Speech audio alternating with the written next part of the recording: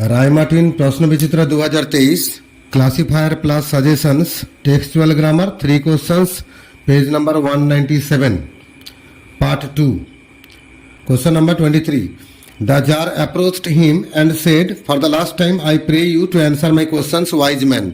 এখানে রাজা ওই হারমিটের কাছে গিয়ে তাকে ওয়াইজ ম্যান বলে ডাকছে এবং বলছে শেষবারের মতো আমি তোমার কাছে এসেছি আমার প্রশ্নের উত্তর নেওয়ার জন্য। তাহলে এখানে ওয়াইজ ম্যান বলে ডেকেছে, তাই আমরা অ্যাড্রেসিং ওয়াইজ ম্যান এই কথাটা অ্যান্সারে একটা ব্যবহার করব। তাই আমাদের অ্যান্সার হবে the tsar approached him and said addressing wise man that for the last time he prayed him to answer his questions. Question number 24 they all answer his question differently, এটাকে voice change করতে বলেছে। এটাকে আমরা লিখবো his questions were answer differently by them all.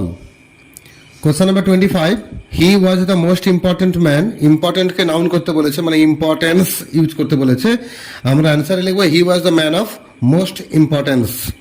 Question number 26 when at last the blood ceased flowing the man revived and asked for something to drink, এটাকে split up করতে বলেছে, আমরা বলবো at last the blood ceased flowing, এটা প্রথম বাক্য হয়ে গেল।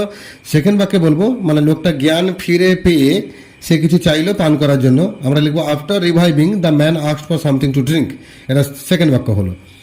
Question number 27 it was impossible to decide beforehand the right time for every action, এটাকে নেগেটিভ করতে বলেছে, আমরা ইম্পসিবলকে পাল্টে যদি নট পসিবল করে দিই তাহলে নেগেটিভ হয়ে যাবে, আমরা অ্যান্সার লিখবো it was not possible to decide beforehand the right time for every action. আমি এখানে মাঝখানে ডট ডট ইউজ করেছি, তোমরা কিন্তু পুরো বাক্যটা দেখে দেখে তুলবে। Question number 28 the hermit listen to the tsar but answered nothing, complex করতে বলেছে, এখানে মাঝখানে বাট ইউজ হয়েছে মানে কন্ট্রাস্ট আছে অর্থাৎ বৈপরীত্য আছে, আমরা লিঙ্কার ওয়ার্ড দো ব্যবহার করব মানে অ্যাডভার্বিয়াল ক্লজে যাব, আমাদের অ্যান্সার হবে though the hermit listened to the tsar comma he answered nothing. উত্তরে মানে দাঁড়াবে যদিও হারমিট রাজার কথা শুনলেন কিন্তু তিনি উত্তরে কিছু বললেন না। Question number 29 having taken leave of the wounded man the jar went out into the park and looked around for the hermit, ওই আহত লোকটার কাছে বিদায় নিয়ে রাজা বাইরে বারান্দায় বেরোলেন এবং হারমিটকে খুঁজতে লাগলেন, এটাকে আমরা স্প্লিট করব। আমরা প্রথম বাক্যে লিখবো having taken leave of the wounded man the tsar went out into the park, মানে আহত লোকটার কাছে বিদায় নিয়ে রাজা বারান্দায় বেরোলেন, এটা প্রথম বাক্য। সেকেন্ড বাক্য হবে he looked around for the hermit, তিনি হারমিটকে খুঁজতে লাগলেন, এটা সেকেন্ড বাক্য।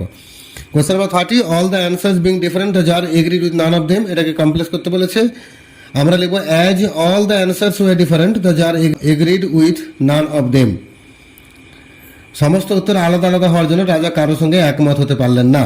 Question number 31 all the answers being different the tsar agreed with none of them, এটাকে ভার্ব ফর্ম করতে বলেছে ডিফারেন্টের ভার্ব হয় ডিফার, তাই আমরা অ্যান্সারে লিখবো as all the answers differ comma the tsar agreed with none of them. Question number 32 forgive me said the bearded man, এটাকে narration change করতে বলেছে, আমরা লিখবো the bearded man requested to forgive him. Question number 33 the tsar stopped and repeated his questions, এটাকে রিপিটকে adverb করতে বলেছে, আমরা লিখবো the tsar stopped and asked his questions repeatedly. Question number 34 I should have bled to death had you not dressed my wound, মানে আমি হয়তো রক্ত পড়ে পড়ে মরে যেতাম যদি না আপনি আমার সেবাটা করতেন বা ক্ষতস্থানটা না বেঁধে দিতেন। হাবাচক করলে হবে এই, আমরা আনলেস ইউজ করলে নটটা সরে যাবে, তো আমরা অ্যান্সারে লিখবো I should have bled to death unless you had dressed my wound. Question number 35 you would have repented of not having stayed with me, তুমি অনুশোচনা করতে আমার সঙ্গে না থেকে যাওয়ার জন্য, অ্যাডজেক্টিভ ফর্ম ইউজ করতে বলেছে, রিপেন্টেন্ট ইউজ হবে, আমরা অ্যান্সারে লিখবো you would be repentant of not having stayed with me. Question number 36